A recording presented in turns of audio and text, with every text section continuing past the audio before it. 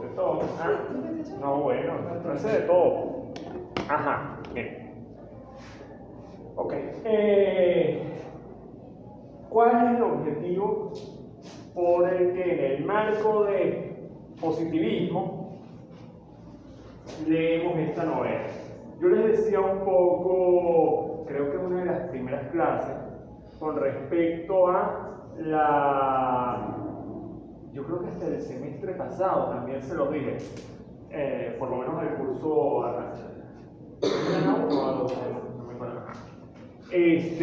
del tema de la antropología, ¿no? Donde estamos nosotros y en el marco del estudio holístico del hombre desde sus diferentes factores, nuestra principal motivo y potenciador para estudiar al hombre no es a partir de un estudio interno de nosotros mismos en nuestra propia sociedad, es a partir de ese estudio del otro, de las otras sociedades, de las otras culturas, de las otras realidades, para ver cómo se configuran estos cuatro planos, lo biológico, lo social, lo psicológico, lo cultural, ¿sí?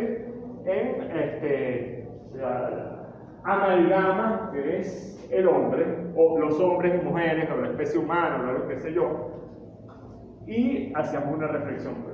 También decíamos, y creo que lo hemos dicho varias veces en el curso, que esta diferencia no es solamente, y esta búsqueda de ese otro hombre, otra mujer, otro social, cultural, no es solamente geográfico, un otro lejano en la distancia, ¿sí? Sino también histórico.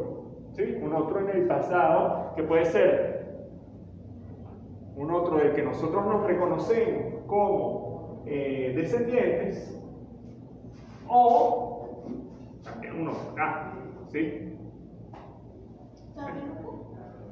Un otro lejano en el tiempo de este otro geográficamente también lejano, ¿sí? Que quizás sea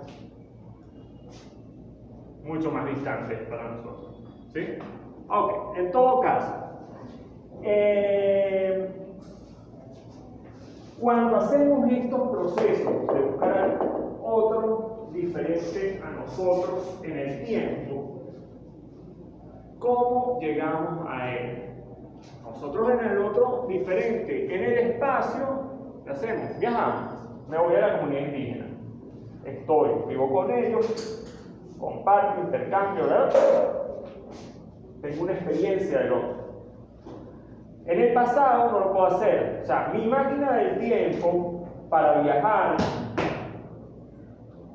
no es una máquina del tiempo, digamos, como la de las películas de ciencia ficción, ¿verdad? Entonces, ¿a qué debo apelar yo? Yo debo apelar a diferentes documentos, registros, indicios de este otro en el pasado que me permitan entender cómo piensa, qué hace, qué dice, qué no. Por ejemplo, una forma bien interesante de abordar racionalidades, lógicas, ideales, formas de pensar es a través de la literatura. También a través de las películas, pero la literatura del momento que estamos estudiando, no literatura escrita hoy sobre el siglo XIX, sino de literatura del siglo XIX sobre el propio siglo XIX. Es interesante porque aunque sea ficción, da cuenta de ideas, de normas, de formas de pensar. ¿Sí? Ok. Entonces, con respecto a Sherlock Holmes, ustedes saben que, Sir Arthur Conan Doyle, que es el autor de Sherlock Holmes, escribió una serie de novelas y cuentos cortos sobre este personaje entre finales del siglo XIX, la última década, y la primera década del siglo XX. Y esto era, qué sé yo, como Game of Thrones, o sea, era un producto de consumo masivo, ¿sí? Que fue un boom, de hecho. Conan Doyle no solamente escribió sobre Sherlock Holmes, él escribió otras novelas, pero Sherlock Holmes fue de alguna manera como su maldición. O sea, todo el mundo quería que él escribiera sobre Sherlock Holmes, y de hecho él mata a Sherlock Holmes en alguna novela, y la demanda es tan grande que tiene que revivirlo. Entonces se inventa. Bueno, ustedes han visto la escena, la película. Ustedes vieron las películas de Sherlock Holmes con. Ajá. Hay una escena donde él se cae por una cascada con Moriarty y tal. Bueno, eso no es así en el texto escrito, pero sí, se cae por una cascada y supuestamente había muerto. Y entonces, años después, tiene que revivirlo por la demanda de la gente que no, chamo, ¿qué pasó? Sherlock Holmes. Entonces, bueno, aparentemente Conan Doyle vive bajo el yugo de este personaje. Todas las novelas, todos los libros de Sherlock Holmes están escritos de esta manera. Hay un narrador, que es Watson, quien describe lo que está pasando, ¿sí? Siempre es desde la primera persona, y la figura del narrador va a ser Watson. De hecho, cuando él habla del estudio en Escarlata, es una novela de Sherlock Holmes que ya había sido publicada cuando sale este cuento. Ah, no, esta novela, esto es del siglo de los cuatro, entonces también es una novela. Eso para que tengamos un poco claro. ¿Por qué leíamos Sherlock Holmes? Y yo les decía, comparen el contexto. Obviamente hay un contexto tecnológico diferente en el que se desenvuelve Holmes, finales del siglo XIX, frente al que se desenvolvía Guillermo de Bakersfield, el personaje de El nombre de la rosa, ¿verdad? Ahora, hay un contexto de tipo de lógica y racionalidad con respecto al conocimiento muy diferente. Si bien ambos personajes tienen el mismo comportamiento, son acuciosos observadores, frente a la observación buscan deducir causas a los efectos que están observando, ¿sí? El contexto es muy diferente. En siglo de la Rosa, fin de la Edad Media, hay un contexto donde este personaje es totalmente atípico y más bien, digamos, contracorriente frente a las nociones de legitimidad del conocimiento que estaban enfatizadas fundamentalmente en una perspectiva de tipo autoritario, donde la verdad, el conocimiento está en los libros, está en la palabra de Dios, ¿sí? Y hay una interpretación mucho más de tipo mítica, pudiéramos decir, de que dónde está la regla y por qué ocurren las cosas. Acá, Sherlock Holmes, siglo XIX, no hay ninguna duda con que esta es la verdad. El asombro de los demás es la capacidad que puede tener Holmes para deducir bajo los tres aspectos que él señala, ¿no? No es solamente deducción, él dice observación y deducción, pero para observar y deducir correctamente hace falta conocimiento general. Entonces, el conocimiento general y conocimiento repetitivo, que serían en ese modelo de inducción. ¿Recuerdan cuando hablábamos de la inducción? De muchos casos individuales nos permiten suponer una ley general, ¿verdad? Un cisne blanco, otro cisne blanco, otro cisne blanco. Nos permite deducir que el próximo cisne que va a aparecer por ahí es blanco. ¿Por qué? Porque todos los cisnes son blancos, ¿sí? ¿No? Te veo dudando, te veo perdido. No, bueno. Ajá. Ok, entonces, la sistematización de observaciones se vuelve socialmente también algo valorado. Por eso es que Holmes dice, mira, yo he escrito tantas obras y esta obra sobre las diferentes formas de los cigarros, entendiendo que las diferentes formas de los cigarros, las características diferenciales de las cenizas de los tabacos. Entendiendo que siempre este tabaco que tiene unas características particulares genera unas cenizas diferentes a las de este otro tabaco que tiene otras características, ¿no? Y si yo sistematizo todas estas observaciones, genero un cuerpo de conocimientos que me va a permitir que la observación genere un proceso deductivo adecuado. Si yo no tengo este cuerpo de conocimiento, no me sirve de nada ver una ceniza y ver que es diferente a otra, si yo no sé a qué corresponde esta ceniza con un tipo de tabaco particular. ¿Ok? Igual con el cuento de las manos, igual sí. Entonces, importante. ¿Cómo cambia en unos 300 años, 400 años, la forma de entender el conocimiento socialmente? En la misma Europa, pero hay un contexto cultural totalmente diferente. ¿Ok? Él siempre se para ahí y se está ahí y él sabe que el cuento es y no lo hace. Es tu labor. Si te vas a presentar ahí, tienes una emoción con nosotros, para con nosotros. Ajá. En todo caso.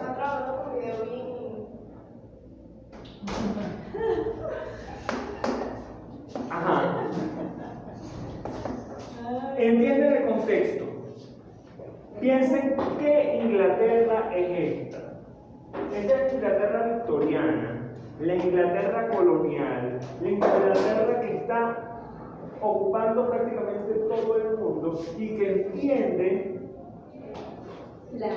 que esta es, o su forma de ver el mundo es la forma correcta de verlo, no hay duda, y se siente además con la misión de llevar la civilización, el pensamiento racional al mundo. Ojo, no aparte de esto, y con tres principios, bueno, primera mitad del siglo XIX, y es francés, pero es que esta visión de Comte y esta idea de los tres estados, toda la humanidad debería pasar al estado positivo, y esto es el espíritu que está rodando acá. Piensen qué pasa en Estados Unidos en este mismo contexto, finales del siglo XIX.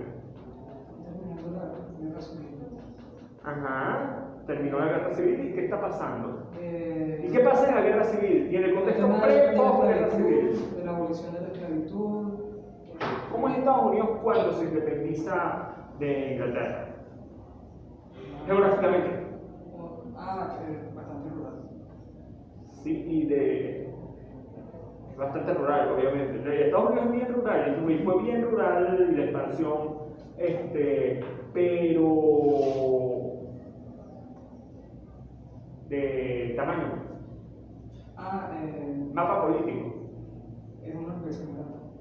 No, ya es pequeñito, es claro. Entonces, todo el siglo XIX es el siglo de la expansión. No solamente expansión hacia el oeste, sino expansión hacia el sur y la anexión de Texas y todo el norte mexicano. No es solamente que sí lo es un tema de conquista, expansión y crecimiento, pero también es un tema de, entre comillas, civilización y progreso. ¿Sí? Este tema de que ustedes leían en Capelletti, que es adoptado en Latinoamérica, el orden y el progreso, o sea, es un proyecto occidental del siglo XIX. Inglaterra se está expandiendo en función de su imperio colonial, pero Estados Unidos se está expandiendo desde su independencia en función de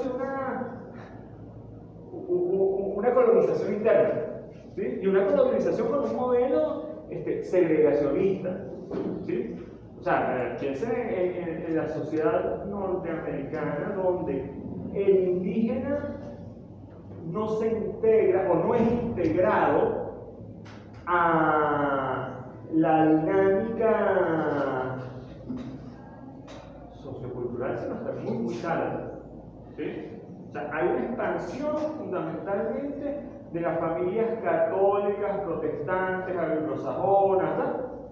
Desde la costa este. Y después, bueno, la incorporación de mano de obra negra, después mano de obra asiática, mucha por la costa oeste, ¿sí? Y toda la expansión, desde el tema del boom del oro californiano, pero después la expansión ferrocarrilera, no sé qué tal. Entonces. Pero todo eso vino entre la independencia y la guerra civil. Y después de la guerra civil. ¿Ustedes vieron Danza con Lobos? También en el cine, cuando salió. 3 horas de... Ajá. ¿Qué pasa con Danza con Lobos? Danza con Lobos es una película... ¿Saben quién es Kevin Costner? Sí. Un viejito, ¿verdad? No era tan viejo. Es una película en el contexto de la guerra civil y el cuento es la expansión de la frontera, lo que se llamaba la frontera, y este era como que el pie que lo manda en este puesto ¿cómo es que? No sé, era como un puesto, como un cuartel, una cosa, ¿sabes? Metido hacia el oeste de la gente de la Unión, del norte, que cuando él llega está vacío y lo habían destruido y tal. Pero él decía que él quería ver la frontera antes de que desapareciera, y la frontera era la frontera de expansión, ¿sí? Igual, la guerra mexicano, no era mexicano, la guerra de independencia de Texas de México es justo previa a la guerra civil estadounidense. Entonces, esto es la segunda mitad del siglo XIX. ¿De qué iba yo? Bueno, de que esta visión, ¿sí? ¿Dónde está la verdad? ¿Dónde está? Va a ser dominante en todo este occidente expansionista del siglo XIX. Y cuando hablo de occidente expansionista, no solamente hablo de Europa, Estados Unidos, que ven, sino la adopción desde Latinoamérica, por ejemplo, de este modelo. ¿Sí? ¿No? Ok. Cerrado un poco este tema, me interesa que estén conscientes de estas ideas que se van planteando. ¿Por qué? Ya les voy a hablar del examen. Antes de cortar el video, voy a hacer un resumen mínimo de los temas y contenidos que hemos revisado y que son los temas y contenidos que van a aprender. En primer lugar, tenemos una reflexión, ¿sí? Esto quizás no lo hemos estudiado a partir de algún texto, sino simplemente lo hemos discutido, y yo quisiera que tuvieran algunas ideas claras con respecto a la importancia o sentido que puede tener el estudio de teorías de conocimiento en el marco de nuestra formación como antropólogos.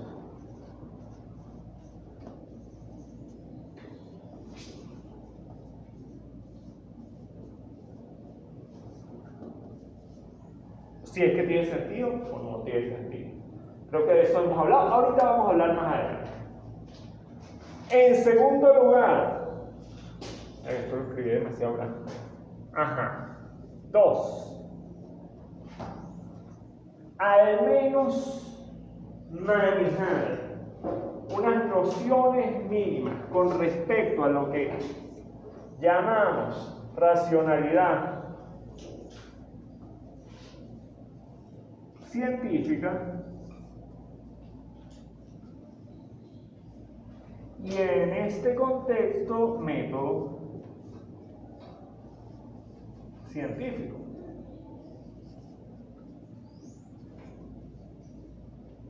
¿Sí? Esto corresponde a nuestra primera unidad, pero son dos puntos diferentes. Con respecto a nuestra segunda unidad, que sería el tercer punto, hemos revisado históricamente, al menos a partir de Descartes y Locke, esa oposición entre racionalistas y empiristas en la discusión filosófica que se da a partir del siglo XVII con respecto a los orígenes del conocimiento, esas bases indudables del conocimiento. Posteriormente revisamos a Kant y su intento de síntesis, ¿verdad? O intento de resolución de este conflicto entre racionalistas y empiristas.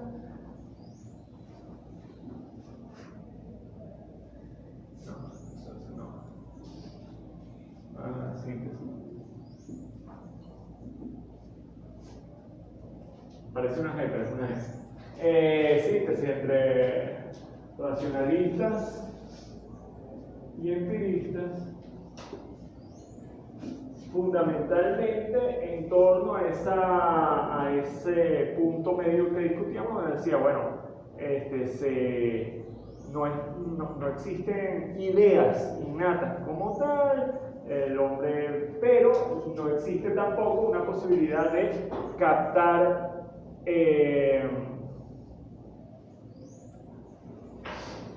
la realidad tal y como es.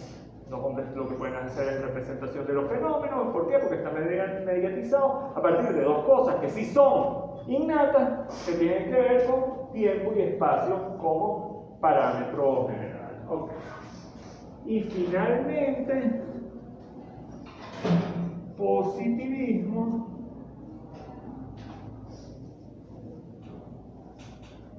como corriente filosófica dominante siglo XIX, donde no solamente se